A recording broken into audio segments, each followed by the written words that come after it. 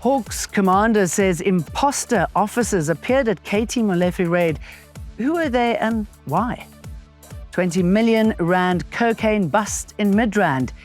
And fake news on trial. Brigitte Macron fights back against wild rumours she's actually a man.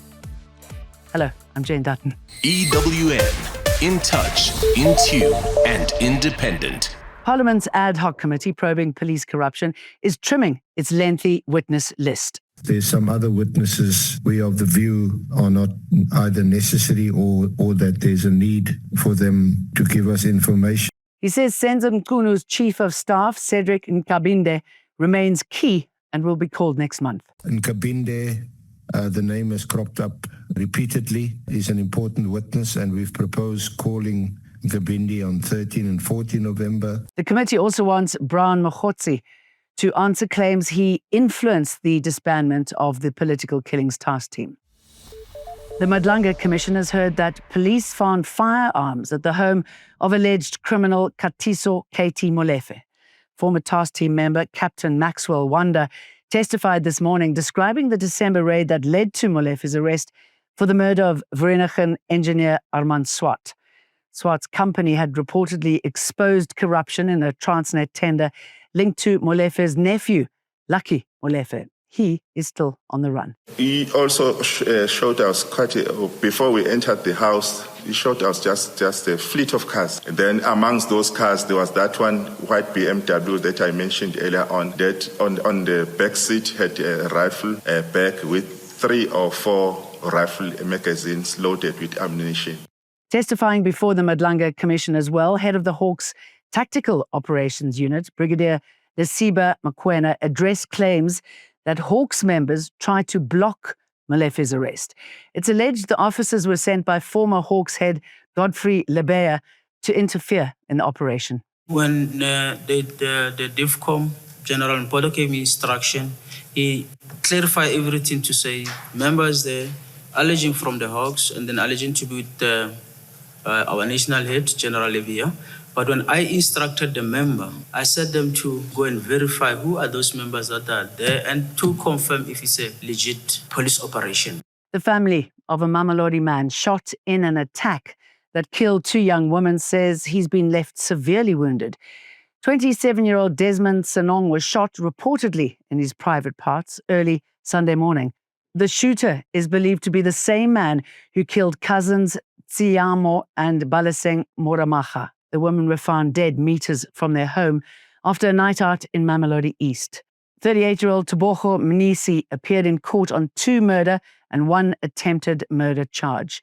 He has abandoned bail. They partied the whole night until they decided to leave at 2:30 in the morning. He left with another lady. As soon as he left and walked through one of the passages, the accused followed him and stopped him. That's when he shot him. But my brother managed to escape and get home where he called for help. Some residents in the area came out today in support of the families. Here we are saying justice for Tsiamo and Baleseng, 22-year-old and 21-year-old. I mean, no man owns women. Just because you bought her drinks, just because you took her out, just because you flew her, does not mean that you own her. Does not mean that you can take her life if she says no. Men of the Republic of South Africa and men in general, no means no. The Heart and Stroke Foundation South Africa says every minute lost in treating a stroke costs 1.9 million brain cells. Marking World Stroke Day, the foundation is urging rapid action under this year's theme, Every Minute Counts. Let's act together. It says 80% of strokes can be prevented. Warning signs that you can see that a person might be heading for a stroke. You may see sudden numbness, trouble singing, sudden confusion or understanding speech, trouble walking or dizziness. Magistrates across South Africa are protesting for long overdue reforms and recognition within the judiciary. What began in Durban 2 weeks ago has now spread to Cape Town, with magistrates marching to Parliament to demand answers from President Cyril Ramaphosa. It's a fight to be heard by the powers that be. To give you an idea, we've been waiting to have a major review, which was supposed to take place in 2015. We've been waiting for that for 10 years. Magistrates argue they share judges' qualifications but lack the same benefits and recognition. Zulu King Mrs. Zulu has called a royal family meeting in a bid to restore unity after the Supreme Court confirmed his legitimacy as king. Members have been gathering at Emashobeni Royal Palace in northern KZN. The king urged relatives to end divisions over the throne, but supporters of Prince Simakade said they wouldn't attend and are planning further legal action. A massive cocaine raid in Gauteng, which took place on a small holding in Blue Hills on Tuesday night. A tip-off led officers from Crime Intelligence, Gauteng Organised Crime and SAP's K9 unit and the local criminal record centre to the property. They found 80 kilograms of cocaine hidden in a storage room. The drugs came from a neighbouring country and were heading for Cape Town. A 56-year-old man has been arrested. Banyana Banyana have booked their spot at next year's Women's Africa Cup of Nations in Morocco. The 2022 champions beat DRC 1-0 at Dobsonville Stadium, winning the tie 2-1 on aggregate last night. Tembi Khatlana scored the decisive goal in stoppage time. I think we can't compare. We can't fight with them with their physicality because they are taller than us, they are stronger than us.